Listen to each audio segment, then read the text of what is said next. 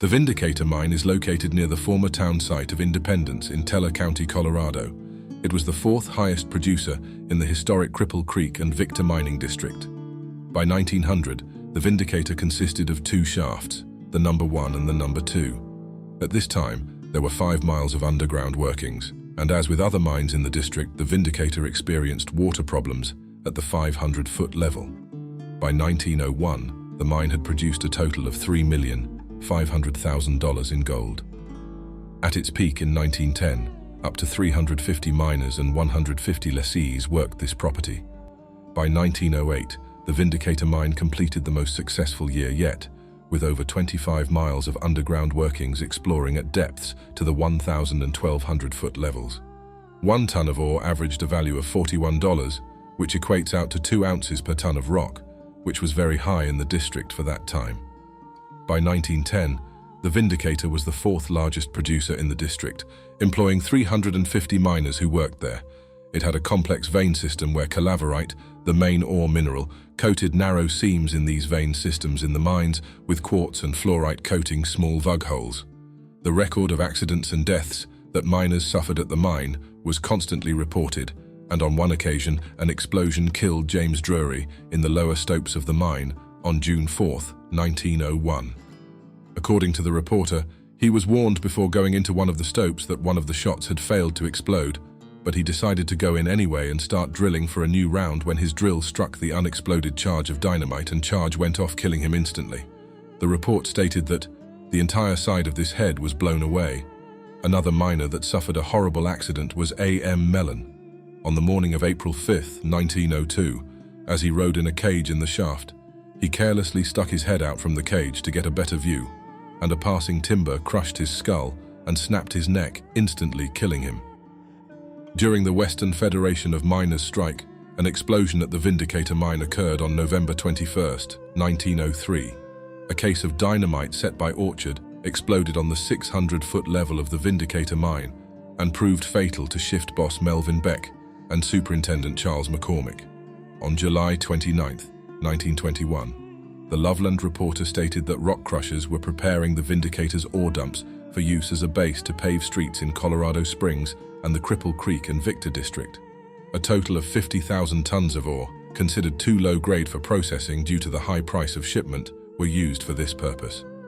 Over the years, citizens of the district have taken great pride in telling the world their streets were paved with gold.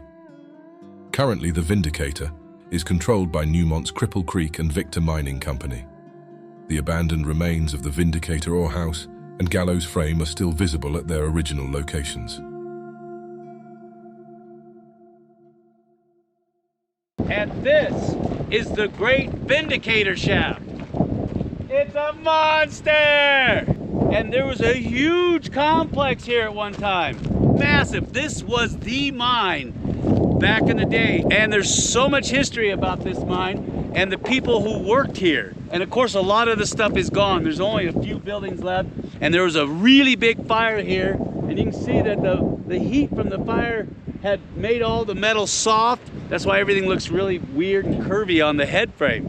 And you can still see the hoisting works in the background and powder magazines everywhere. One of the stories about this mine is that the superintendent and shift boss were going down to map out what the workers were going to be doing this day. And a very disgruntled employee who didn't like non-union employees, or scabs as they were called, he wanted to kill a whole bunch of them. I know, right? That's crazy. So he took a whole bunch of dynamite down to one of the levels where he thought all the scabs were working, and he was going to set it off and kill them all. Well, for some reason, he didn't get the right level. He put it on a level that nobody was working at that time, and the shift boss and the superintendent went down to go check out that level to map it out for the workers that day. Dynamite went off, vaporized them instantly. Can you imagine that? And the more you read about the Old West, you'll see that labor disputes was a big thing back then. A lot more than it is today. People actually got killed a lot. And they would dynamite buildings and head frames, and they would dynamite the underground workings because they didn't want the scabs coming in taking their job. There was always that issue. I'm gonna take you around the Vindicator mine and show you what this whole area looks like, because like I said, this was the mine. And it connected all the other mines in the area. And they even had their own drainage tunnel that went underneath all these mines, even into Victor. And it was called the Carlton Tunnel. It was the size of a train tunnel, and it can be likened to the Sutro Tunnel in Virginia City. It was a huge success. It helped ventilate and drain all the water out of the mines here in Goldfield and in Victor. And if we get a chance, I'll take you in there. Wow, look at that. That's a powder magazine. You can always tell the powder magazines by their shape. Wow, look at this big old steel bar. Keep people from stealing the dynamite. And what's inside? Any dynamite? That's a good look. Oh, it's nice and cool in here too. Look at that. Oh yeah, this would be good powder storage. Nice. Yeah, you store all your cases and cases of dynamite in here. Can you imagine how many cases of dynamite you could store in here? Wow! Just tons and tons of it. So this tells me that if this is here, there must be one for blasting caps, because you can't store blasting caps and dynamite together. That's a big no-no. Wow, they must have went through a lot of powder every week. Jeez. So when you see these really heavy solid bunkers, especially with a lot of dirt over them, you know that those are powder magazines where they store the dynamite. And somewhere nearby would have to be a smaller one where they kept the blasting caps. Now here's some photos from the 1970s of the head frame and the entire hoisting complex. You can see there was much more buildings back then. Most of these are gone except for the maintenance building, which you can still see the remnants of it there on the right hand side of the screen down by the base of the head frame. There's not much left of the hoisting works, just some foundations and a couple of the drums. And you can see a powder magazine in the background. Now this is the interior shot of the hoisting works back in the day. Very roomy. And here is, you can see where it says safety first on the front of the maintenance shop. And this is another shot, but unfortunately time and weather has taken this thing down to the ground. This big structure you see behind me is the Vindicator ore house. It's a massive structure, and its primary job is to screen the ore that's coming out of the Vindicator shaft. If you notice, all the mines in the Goldfield and Victor area, they all have these unusual screening areas. Classification places, if you will. Well, the reason why is because, like I told you earlier, the geology of this area, half of it is a big mass of solid granite, and the other half is this broken brecciated granite. And a lot of the ore deposits are found in the brecciated areas of that granite. And the reason why is because brecciated rocks create the perfect pathways for hydrothermal fluids to seep in and get around in there. And what they do is they re-cement the brecciated rock together with a fine grain matrix. And the gold is usually always found in the fine grain matrix. I tell you that all the time. You have to break the rock down and just get out the very fine grain matrix. Well, that's a lot of work to do that. So what they do is they pulverize the rock up, and then they run it through a series of very complex screens. And the very fine material is what they really want, because that's the stuff that's going to have gold in it. The middlings, which is the second phase of it that didn't go through the fine screens, well then that would go to another mill and be processed separately, because that was more of a mid-grade. And then the larger heavy rocks that didn't have anything in them, well then of course that would be shipped out here to the mine dumps. Then later on, when processing became more advanced, a lot of people came back and they grabbed that low-grade ore and they used cyanide to get whatever gold was left in it. But that's why you see a lot of mines that have their own ore houses, or what I call sortation houses, and they have screens everywhere. And if you've seen my last video from when we were in Victor, you saw that they had their own there too. You could see where the rail cars would be backed in here, and then you'd have workers opening up the chute gates. You see that? There's a whole bunch of them. So you had an army of people working in here. Isn't that amazing? Imagine how cold it gets in there in the wintertime. No way. And up here you can see the original trestle right there. And that trestle connected to the Vindicator shaft. And we would run the ore from the shaft straight over here into the ore house. Isn't that cool? But of course all that stuff has been bulldozed over and it's gone now. And that's a shame too. But when you see the original photos of this place, it's amazing. There were structures everywhere. And this trestle right here, it was covered at one time. And that way they would keep the snow and the elements out, because you imagine workers having to go across there all the time, pushing mine cars full of ore. Ooh, I get cold just thinking about it. Now the geology of the Cripple Creek Victor area is granite and brecciated granite. So imagine a granite rock with a sponge in the middle, and that would be the brecciated rock. Because there's so much rain and snow out here, the water percolates down and collects in that brecciated rock like a sponge. When you're sinking shafts down into that, you're gonna have issues with groundwater. And all these mines had terrible issues with groundwater. And they tried everything from the old Cornish beam pumps to the steam-driven pumps, but it was just too much water. They came up with an idea like they did in Virginia City with a Sutro tunnel, except here it was called the Carlton Tunnel. And they drove one before that in 1907, but they needed one that was longer, and they needed to connect all the mines. So in 1939, they got together and they said, look, we're gonna start over at Cripple Creek, and we're gonna go all the way through underground, and we're gonna go 1,000 feet below all the workings. And they figured that way, by the time they get to the workings will meet up with the drainage tunnel, and everything will be a big success. And it was a big success. In fact, it was an engineering marvel. The team that was driving this tunnel was specially hand-picked, and they would break record after record every year. In fact, they drove that tunnel so fast and so efficient, they drove through 6 miles of granite and brecciated granite in just 2 years. That is a modern marvel unto itself. But the sad part is they started in 1939, and they finally connected all the mines up, ending here at the Vindicator shaft in 1941. And what happened in 1941? That's right, World War II started. And Executive Order L208 shut down all the gold mines. So it was a huge success, but the timing was off. And this is a piece of history that most people don't know about. So I wanted you to know about it. And if you want to read more about it, I'll leave links down below. Another one of the many classification buildings here. You can see the different screens. This one looks a little modern because of the conveyor belt. See the different conveyor belts in there. And then they would classify the ore and dump it into these different hoppers, these different ore bins. And then it could be picked up by rail car. So you can still see the conveyor belt in there. Isn't that cool? Wow. That one is just about to fall over. Brutal winters and the wind. Oh my gosh, look at that. It's listing hard to the left. Imagine the history that this thing has been through. Holy cow. I mean, there just must be hundreds of miles of tunnel under our feet. Imagine if you could get in there and do some exploring. I got a 400-ton haul truck in the background, and look at this. Mine dumps there, all over. And a lot of this has been reclaimed, so you know that there's even more.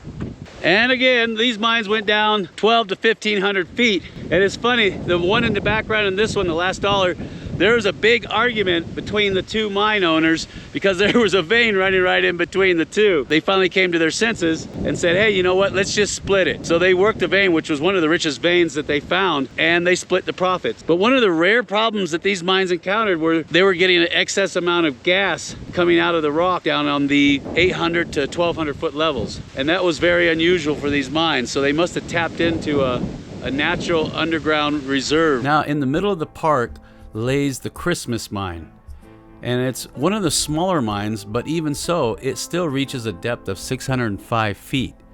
It has 8 working levels. Most of them go to the southeast.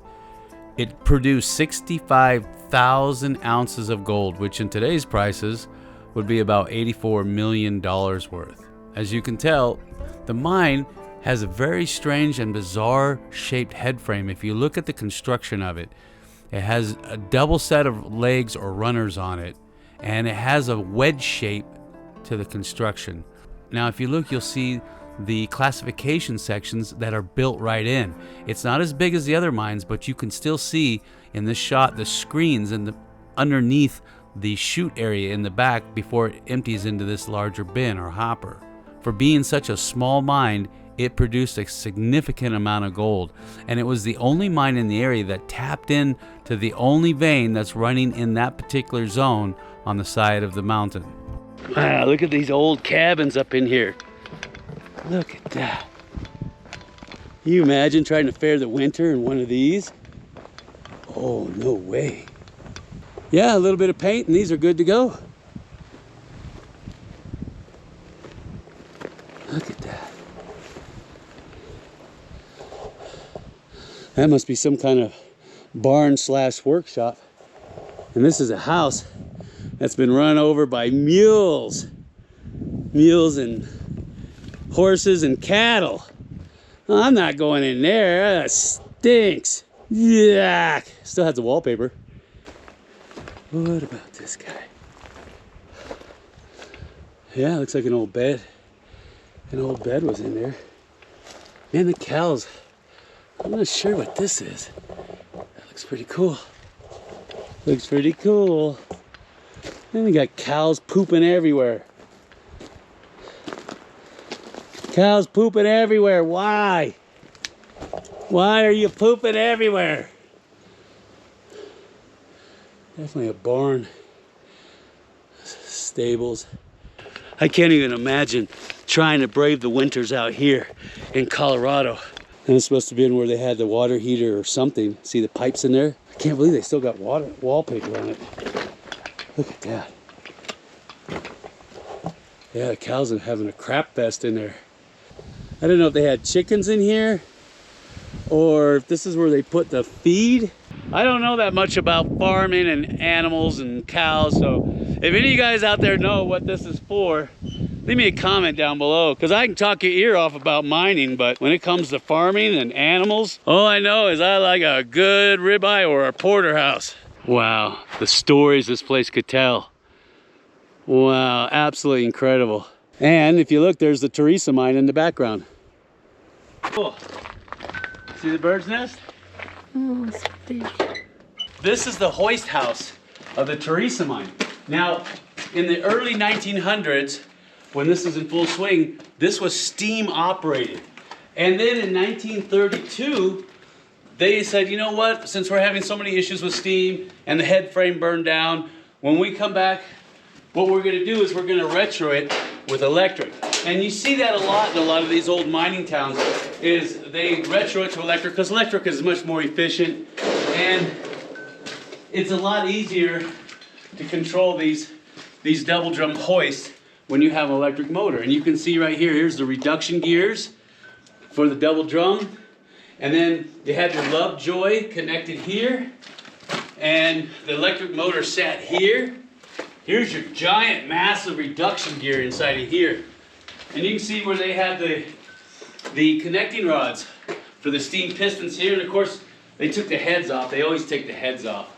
And then the control room is right here.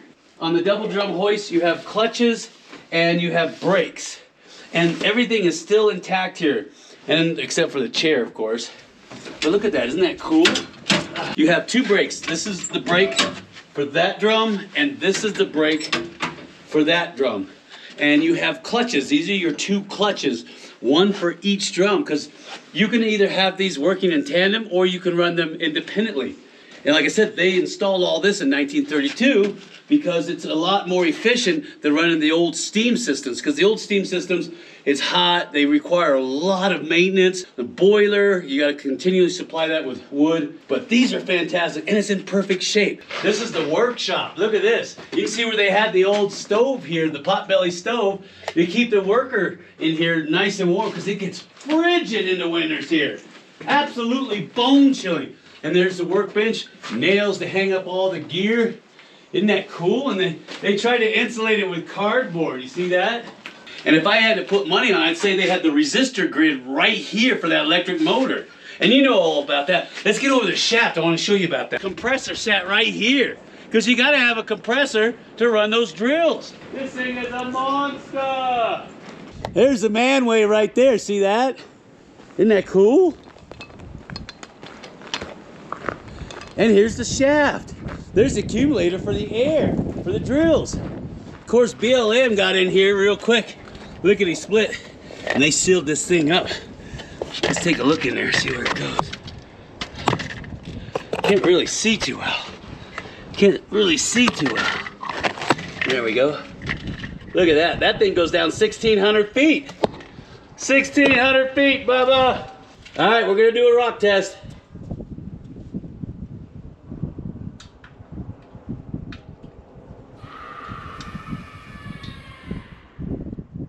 I didn't even hear that thing hit bottom. Now this right here is referred to as a Kimberly. It's an automatic dumper. And it goes all the way to the top and dumps automatically way up there. And then it slides down those chutes into these classification bins. And then they would run a rail car in here to pick it up. And this right here, this is the pony lift. So the men would ride this pony lift up and down, and they would go all the way up to the top there. Now up there is a dry, and in case you don't know what a dry is, that's where the men would go to work. They'd go up to the top, they would change into their slickers. And that's the type of stuff you'd have to wear when you're working down in the hard rock mines, because there's so much water from the drills and from seepage. And then they would put their clothes on hooks and hang them up high with a little basket. And then they'd get into this pony lift and ride it down to whatever working level they need to go to. But could you imagine in winter time, you're riding this pony lift up, woohoo, and you get up here and it's freezing because you're down there where it's hot and humid and it's like 20 below zero out here. Oh, you get pneumonia. And then from there, they'd come back down here, open the gate, and then they could leave. You have a chute there, and a chute there. Oh my gosh, this thing is a monster. And you can still see some of the railroad track right here. You see that? Isn't that cool? And the rail cars would come in here, and then they would have operators that can open, you see the wheels up there? They'd sit up there and they can open up these gates and allow all the material to come in. Isn't that cool? And what's interesting about this shaft is that the pony lift is facing that way instead of that way. So they ride it all the way up to that top building. And that's where the dry was. Woo! Man, I can't even imagine being up there when it's 30 below. And they replaced this with steel in 1932 because the original head frame was made out of wood and it burned down. And so did the surface workings up here that was processing a lot of the ore. And then shortly after, in the 1940s, the ore started to deplete, and then we had World War II and Executive Order L208. They reopened the mine again to some leases. They couldn't find anything down there that was worth of value, and they shut it down completely. They tried again in the 80s when gold prices spiked, didn't find anything, so they said, you know what, we're gonna give up on the mine. They turned it over to BLM, and now it sits on BLM property so that you can come out and see it.